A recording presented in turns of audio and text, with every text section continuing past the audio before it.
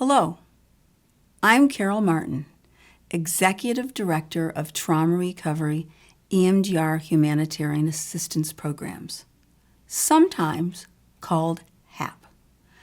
The following video will highlight how we have made a difference and to celebrate and to recognize that work. Our mission is to bring healing and hope to those who need it most throughout the world through EMDR therapy. The following stories will tell you some of what we've done to make that happen. Enjoy.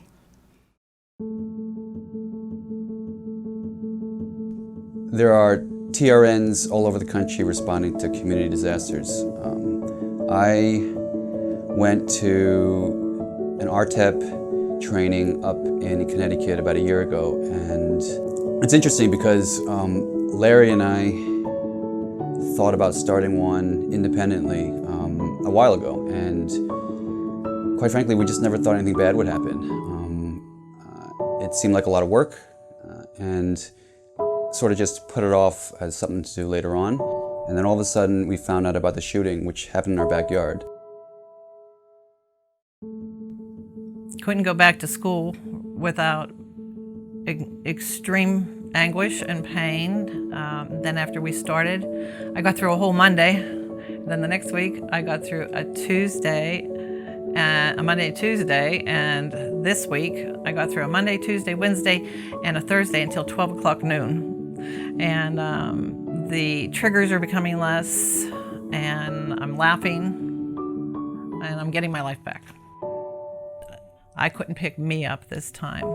And I'm seeing the same thing with men my age and women my age, and it's not, I'm fearful for them that it's not going to get better if they don't do something like this. They have to get into something like this, and they have to get their lives back because they don't look anywhere near normal right now. And I care about them a lot, and I want them to have this. I am so thankful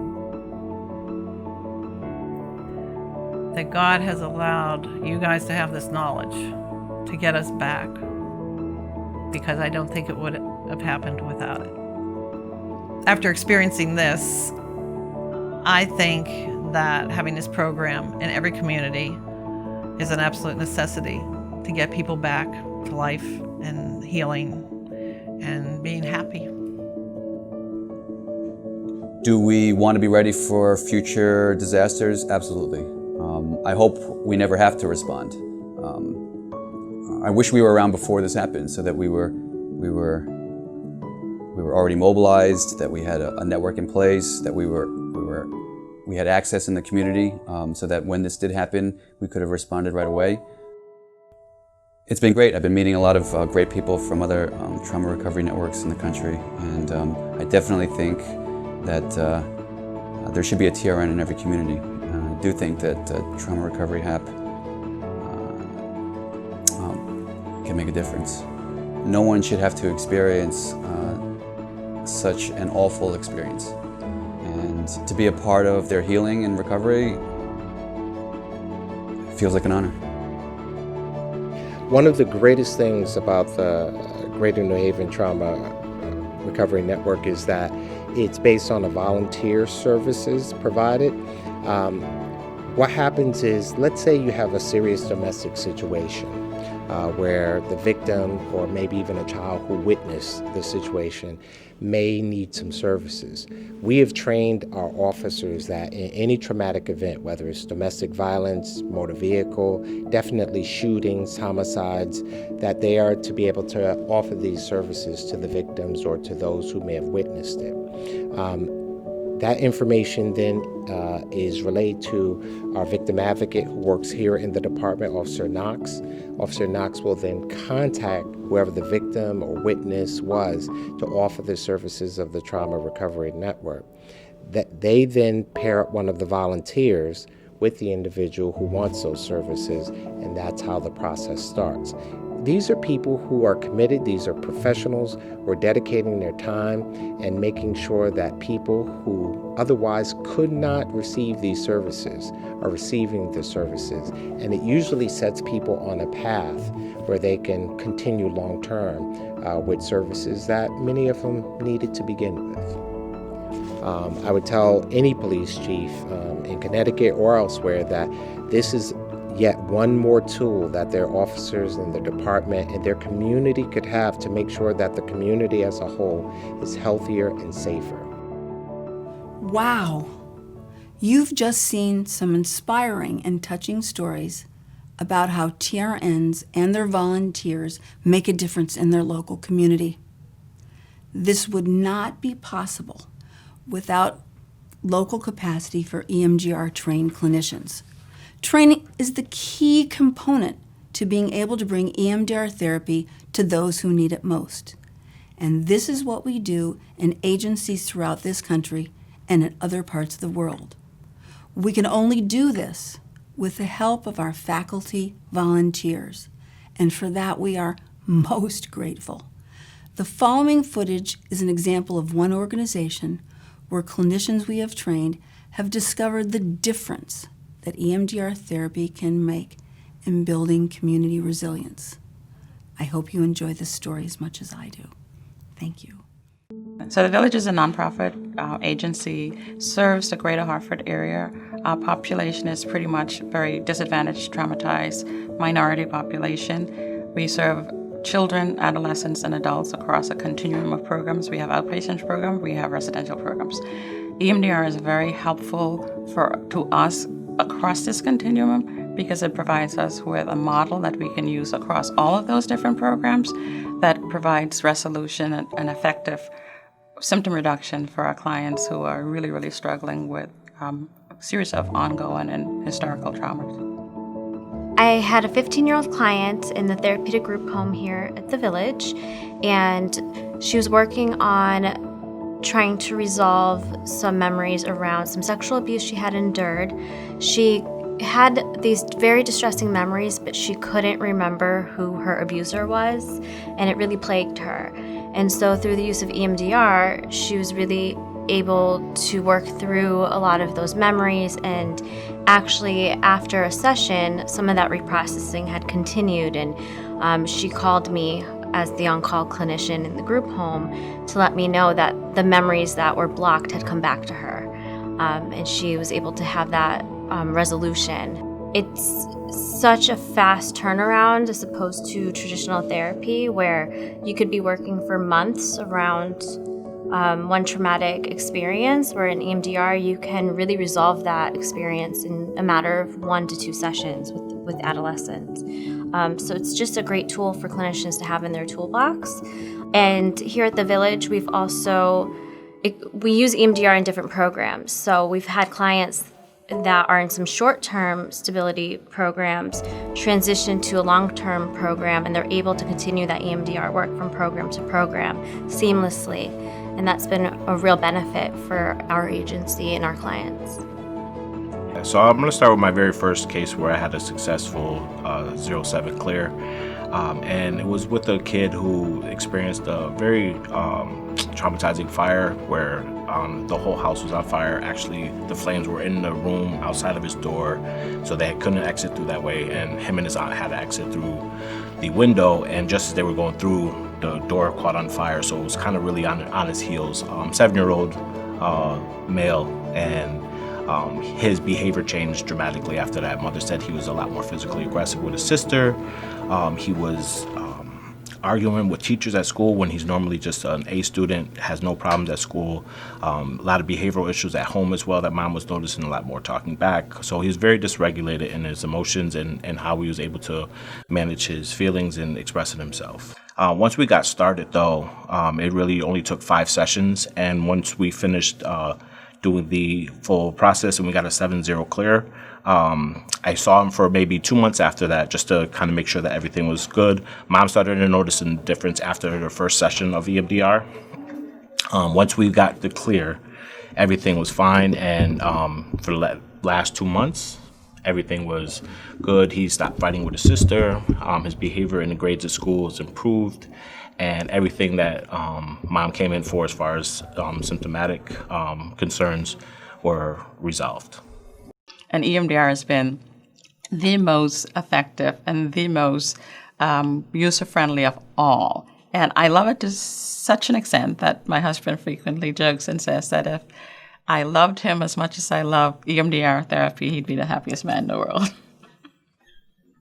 Since Dr. Francine Shapiro founded our organization over 25 years ago, we have included international efforts in our work.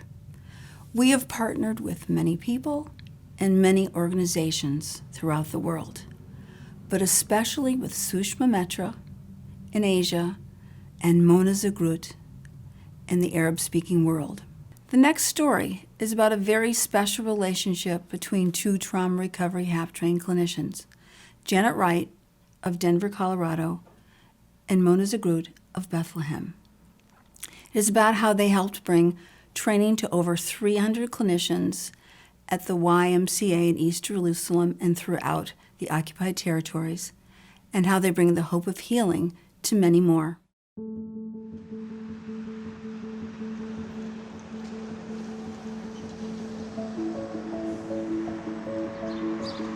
So I first became involved here in the West Bank in 1998 when I did some training in art and play therapy at the East Jerusalem YMCA in Beit Sahur. And after that experience, I really partnered with Mona Zagrout to, when I became trained in EMDR, I realized that they really needed more training in EMDR therapy. There had not been much here yet. So we were very fortunate to partner with Mona and the East Jerusalem YMCA. And they had a staff of clinicians who were very experienced in dealing with trauma. The East Jerusalem YMCA, the rehabilitation program, began in 1989 to work with the youth that have been affected from the ongoing political violence. And we were working with them to overcome their symptoms of the PTSD, of their, to help them survive their traumas.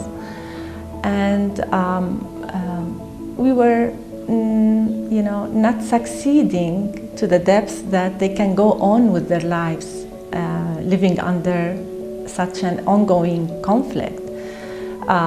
It was very frustrating for us as counselors and frustrating to our people, to the clients that we are working with, because they can be, re-traumatized again, and then we need to redo the work with them. We've been searching for an approach that can help people living under ongoing situation. It's a grace that we've been introduced to the EMDR and we have it as an approach, because it was the most important and I can say that a life-saving approach for the people living here, not only here in Palestine, but also now in the other Arab countries. The need is becoming more and more for it, and the people are recognizing the importance of it, not only because it's effective and quick, but also from the amazing difference that can make on someone's life. When we first got involved, we brought an international team through the Humanitarian Assistance Program of trainers. And our goal was, let's train some Arab clinicians so that they can be the trainers in their culture and their language and knowing their situation. And we really have achieved that, so that now we have Arab trainers and facilitators who now not only train here in this country, in the West Bank, but they train throughout the Arab world. And we're beginning a program now to have a trainer in each of the Arab countries who can begin to plant these seeds to help people heal from trauma. I can say that without the help of HAP and without knowing Janet and the effort that she have done through all these years to help bringing more trainings to Palestine and to the area, we could not have reached this point. I can't forget the time when HAP agreed to come here while there was, ongoing conflict. It was a very, not easy period of time, and they agreed to come and to begin an EMDR training here. And these were the seeds that are growing more and more, not only here in Palestine, but through the other Arab countries. As this video comes to a close, it's important to acknowledge that none of this would be possible without our volunteers. It's our volunteers that day after day, week after week, month after month, year after year, have provided EMDR therapy training and treatment.